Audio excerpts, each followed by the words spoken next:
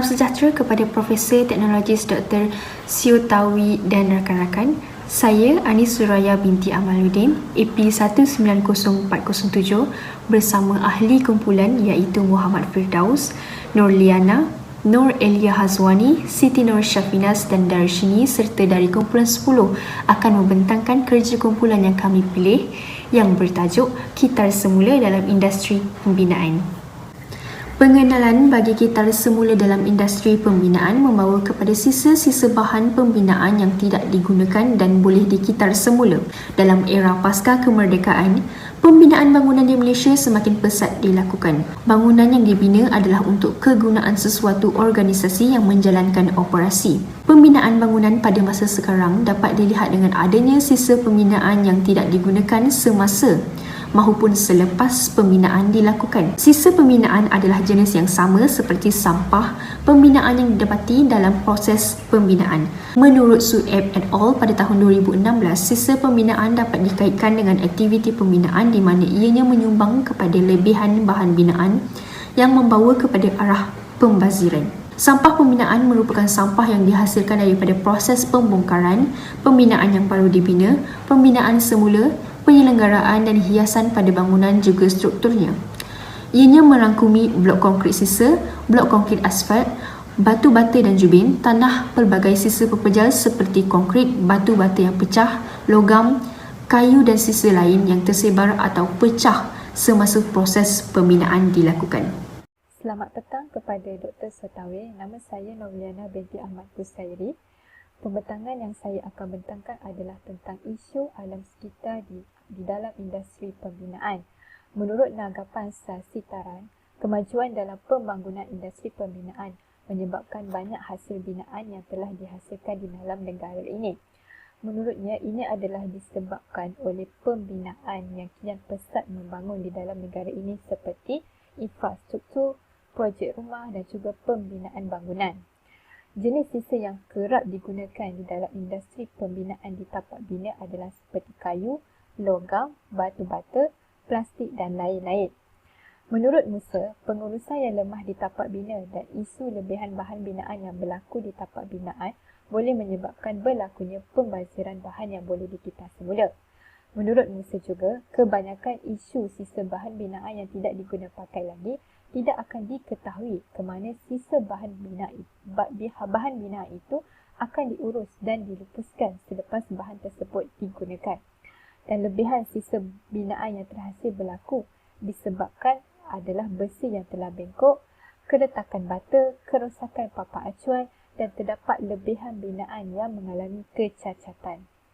Seterusnya, menurut Rahman, menyatakan isu pembuangan haram juga berlaku dan kiat meningkat di negara Malaysia dan terdapat 46 tapak pelupusan haram adalah terdiri daripada sisa pembinaan. Oleh sebab itu, isu pembuangan haram akan kian leluasa disebabkan oleh kos pengurusan sisa serta lokasi pembuangan adalah jauh dari tapak binaan. Selain itu, menurut Rahman, kontraktor juga ingin memaksimumkan keuntungan hasil yang mereka peroleh dengan cara mengelakkan kos pengangkutan dan juga pembayaran tapak pelupusan.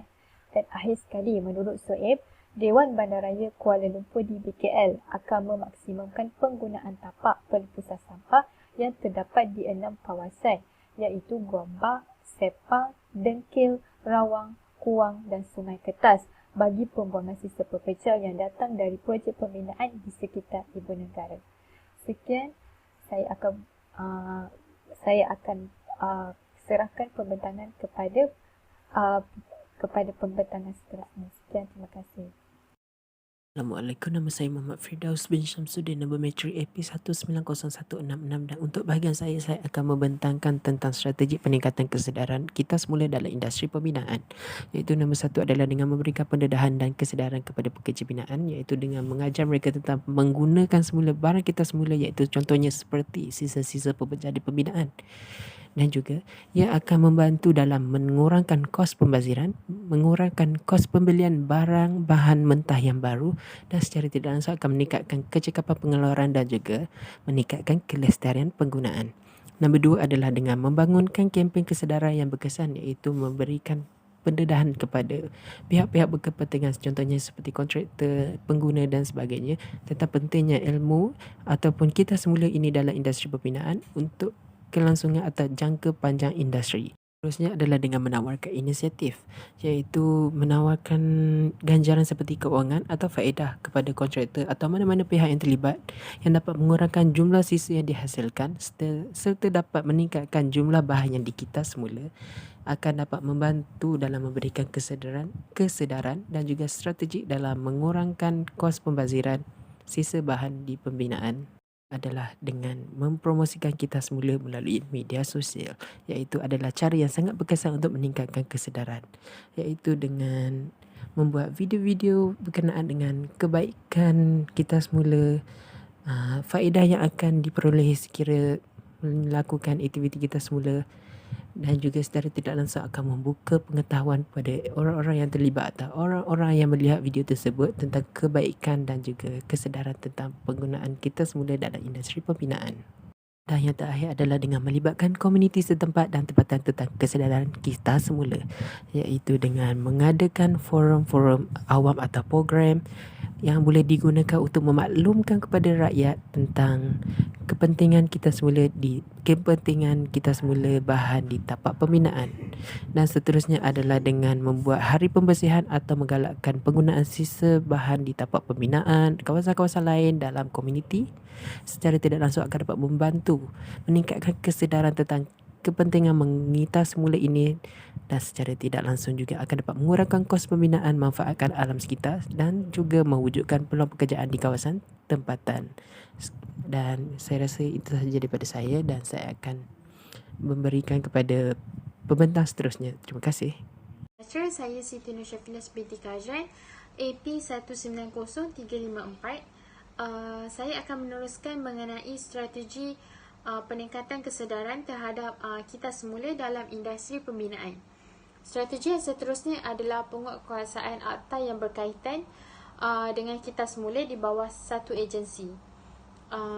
Bagi penguatkuasaan akta yang berkaitan dengan kita semula di bawah satu agensi ini adalah seperti Lembaga Pembangunan Industri Pembinaan Malaysia dan juga National Institute of Occupational Safety and Health. Agensi sebegini boleh mengenakan menguatkuasakan undang-undang seperti mengenakan denda kepada pihak yang tidak mengamalkan kita semula, dan juga agensi yang boleh mengadakan pelbagai program seperti ceramah dan motivasi berkaitan dengan kita semula. Strategi yang seterusnya adalah menubuhkan satu syarikat kita semula yang lebih efektif. Penubuhan syarikat kita semula yang lebih efektif ini akan dapat mewujudkan banyak kemudahan tapak khas ataupun pusat kita semula untuk melakukan kita semula bagi bahan yang boleh dikita semula. Ia juga dapat memudahkan pihak kontraktor untuk menghantar bahan buangan pembinaan ke tempat tersebut. Strategi yang seterusnya adalah mengadakan pertandingan terhadap kesedaran kita semula di kalangan kontraktor. Bagi meningkatkan kesedaran terhadap kita semula dalam pembinaan, pihak tertentu juga boleh mengadakan pertandingan terhadap kesedaran kita semula di kalangan kontraktor. Pertandingan ini boleh diadakan pada setiap tahun ataupun sebagainya. Pertandingan kita semula ini yang dilaksanakan ini adalah untuk memberi peluang kepada kontraktor dan pekerja untuk menyertai dan melibatkan diri mereka secara tidak langsung dalam program tersebut. Pendedahan dan kemudahan program kita semula yang efektif dan sistematik akan dapat menggalakkan pekerja dan pihak kontraktor untuk sentiasa mengamalkan kita semula di tapak pembinaan. Sekian daripada saya. Terima kasih. Selamat sejahtera Dr. Tawi. Nama saya Darshni Anak Perempuan Krishanan. Nombor matrik AP 190224. Sekarang saya akan membentangkan strategi peningkatan kesedaran dalam kita semula dalam industri pembinaan. Salah satu strateginya adalah memberi kesedaran dan pendedahan pendekatan 7R iaitu Regulation, Reducing, Reusing, Recycle, Recovery, Rethinking and Renovation kepada pekerja binaan. Pelaksanaan 7R ini adalah bertujuan untuk mengurangkan penggunaan bahan binaan. Di samping itu, semua reka bentuk projek spesifikasi dan dokumen perlu mengandungi pelaksanaan teknik pengurangan sisa. Proses ini patut diamalkan ataupun dibangunkan oleh pihak kerajaan, pemaju, jurutera, pereka bentuk, perancang juru ukur kuantiti, kontraktor subkontraktor dan pembekal. Selepas itu, strategi seterusnya adalah meningkatkan kesedaran dan pendedahan tentang sistem IBS untuk mengurangkan penghasilan sisa pepejal dalam industri pembinaan.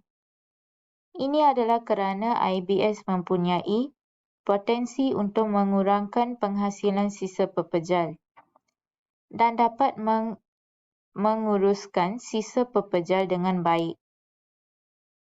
Sistem IBS menjanjikan kelebihan-kelebihan seperti pengurangan pekerja di tapak, pengurangan penghasilan dan pembaziran sisa pepejal binaan, pengurangan bahan binaan di tapak, masa pembinaan yang lebih singkat, kawalan kuantiti yang lebih baik, tapak bina yang lebih teratur, bersih dan selamat, serta lebih mesra alam sekitar.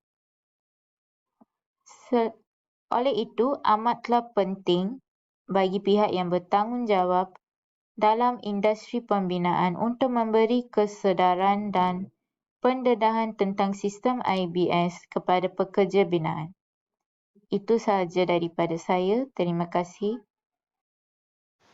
Selamat sejahtera, nama saya Nur Edian Suhandi binti Muhammad Jais, AP 190409. Saya akan menyambung pembintangan dengan kesimpulan. Kesimpulannya, kita semula penting dan perlu dipraktikkan oleh setiap pihak di dalam industri pembinaan bagi memastikan industri pembinaan mencapai pembinaan lestari dan selamat untuk kegunaan generasi akan datang. Melalui amalan kita semula di dalam industri pembinaan, ia mampu mengurangkan penjanaan sisa dan bahan sedia ada kerana sisa bahan binaan boleh digunakan secara optimum dengan amalan kita semula yang dipraktikkan. Seterusnya, melalui pelaksanaan amalan kita semula di tapak pembinaan, ianya mampu meminimalkan kesan terhadap alam sekitar serta dapat meningkatkan pemanjangan tempoh jangka hayat tapak pelupusan, nilai kita semula yang tinggi dan mengurangkan pengurangan pelupusan sisa secara haram. Itu sahaja daripada grup kami. Terima kasih.